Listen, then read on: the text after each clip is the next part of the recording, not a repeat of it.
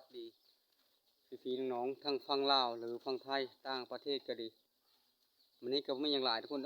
สิพาทุกคนไปไทยให้ไทยหน้าก่อนไทยตะกุ่งตะกาทุกคนเลยถือว่าฝนตกแล้วบานคอยทุกคนเลยแต่บรรยากาศตามทางก็ประมาณนี้ทุกคนเลยตอนนี้น้ำตามสายทางบ้านคอยก็ประมาณนี้ละ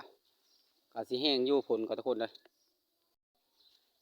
ก่อนอื่นกะข้าวส้มก็จะเริ่มทุกคนหักเพลงกันคือเก่าอยู่ทิมอย่าปะอย่าละอย่าไล่ทุกคนผิดพลาดประการใดขอโทษขออภัยก็จะไว้ลงคลิปดุลแล้วทุกคนเลยเพราะว่ายุ่งยากในครอบครัวนึงทุกคนเลยบ่สบายแน่ว่าง่ายซะมีแต่เพื่อนๆก็จะลืมกันแล้วกันหักเพลงคือเก่าแล้วทุกคนเลยเดี๋ยวบรรยากาศตามสายทางประมาณนี้ทุกคนบ้านคอยพิดตุ่มหลายด้วยทุกคนเด้อเดดได้มานี่เมื่อวานพายุเข้ามาทุกคนบ้านคอยพายุลูกเล็กลูกบุญใหญ่ปันใดตุ่มทุกคน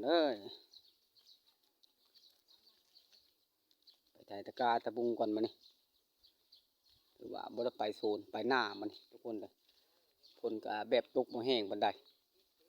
ตกพอดำพอดีทุกคนเรียกว่ารถไทยและป้าอยู่หน้าทุกคนเลยรถไทยป้าอยู่หน้าคอยมันซื้อน้ำมุงน้ำมันไปหน้าไปละฮะเป็นไปเลยโอ้ยแม่มือไปจะดำเนาะย่างไปทุกคนมันนี่บรรยากาศดีมานี้ทุกคนบรรยากาศวัดนี่ทุกคนเลยวัดบ้านควยและวัดล้างทุกคนเลยแบบว่าวัดบ่มีพระองค์ว่าไงซะ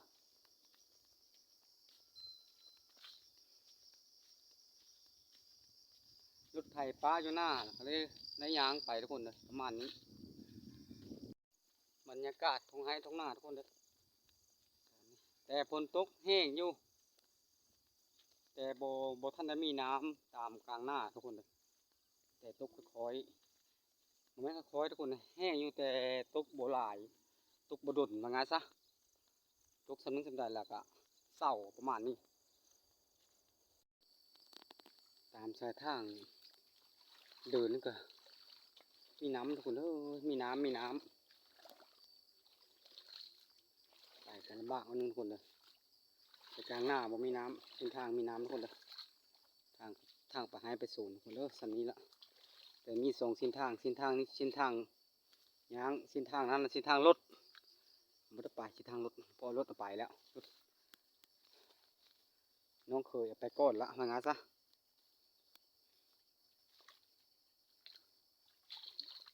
รักษาแล้วนั่งทุกคนเลยไปสูงทำกระตุกลายแล้ว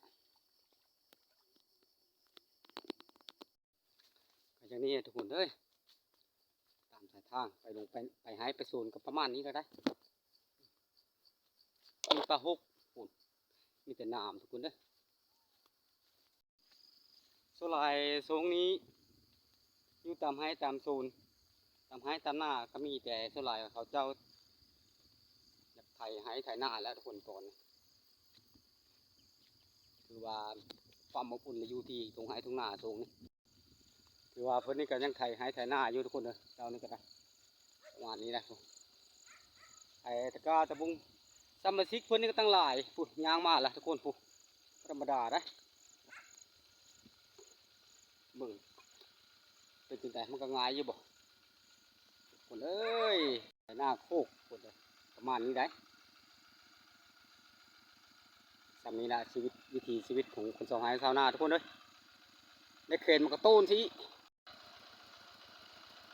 ไม่ธรรมดาทุกคนนะพวกบ่ได้ไปบุยมูเป็นไงก็อ่อนอยู่บ่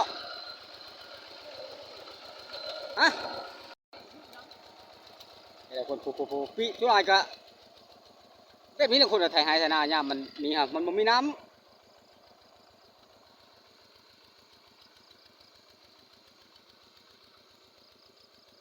ทุกคนนี่จะไปมาให้มือโซนก่อน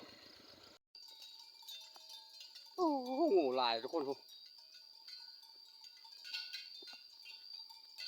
หญ้าปุ่งแล้วเป็นอาหารของเขาแล้วทุกคนเลย ฮอดทุ่งนาควายทุกคนเลยแต่ยังบ่ทันฮอดหน้าแท้ฮอดหน้าปลอมทุกคนเลยบรรยากาศทุ่งไร่ทุ่งนาทุกคนประมาณนี้เด้อแดดเด้สิถ่ายได้บ่ตะกามื้อนี้มีแต่บ่หลายอย่างคนไปพบเขาอยู่ที่ตะกาก่อนมาถึงให้ถึง5ทุกคนบัดนี้ประมาณนี้แหละทุกคนเลยสิได้ไถแล้วบัดนี้ประมาณนี้ยังบ่ทันฮอดตะกาทุกคนเด้อนี่เป็นบรรยากาศเต็มไทยประมาณนี้ถึงให้ถึงหน้าก็ประมาณนี้ทุกคนเลยลมพัดเย็นเย็นได้อยู่กับบรรยากาศต้นไม้ต้นกับต้นมะขามทุกคนเลยประมาณนี้นี่เย็นเย็นทุกคนเลยถือว่าซ้ำนี้ละนี่คนถึงให้ถึงหน้าประมาณนี้แล้วก็ไม่รู้ลาปานใดนะที่เคยกาไปไถหน้าแหละทุกคนเด้อตรงนี้ก็คือเห็นทุกคนเลยไปกับไถหายแต่หน้าคือกันไถกระตุ้งกระกาประมาณนี้เลยทุกคนมีอย่างไรไปสักกาแหละประมาณนี้นะชีวิตบ้าน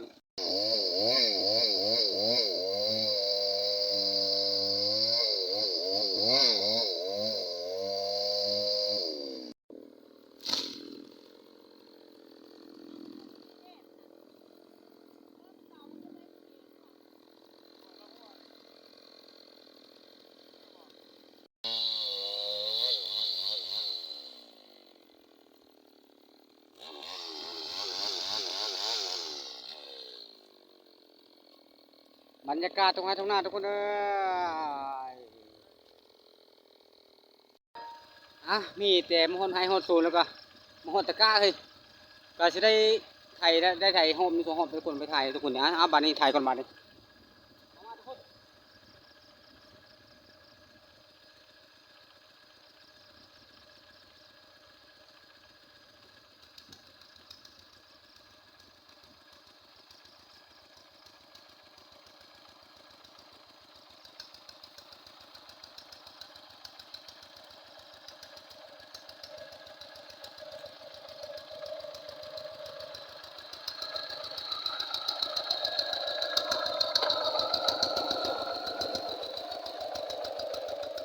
ประมาณนี้ทุกคนเลยการไทยให้จะหน้ากันเลย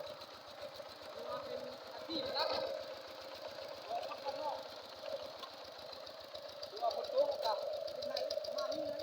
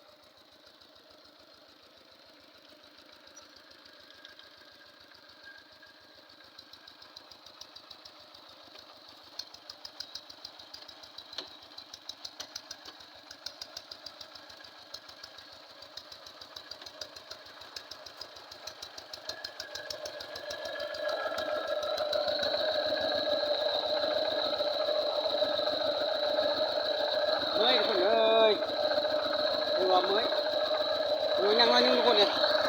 ทุกคนเลยประมาณนี้ไทยกันละยังขาดทุกคนเลยประมาณนี้ละขาดยันหญ้าหนาจะเป็นจังไดหญ้าหลายกว่าทุกคนเหมือนสักกาเลยทุกคนเด้อประมาณนี้เลยหรือว่าสำเร็จ3-4 ชั่วโมงพอดีตอนนี้กา11 นาฬิกาแล้วทุกคนเด้อบรรยากาศทุ่งไร่ทุ่งนาเด้อทุกคนเด้อถือว่าซ้ำนี้ละ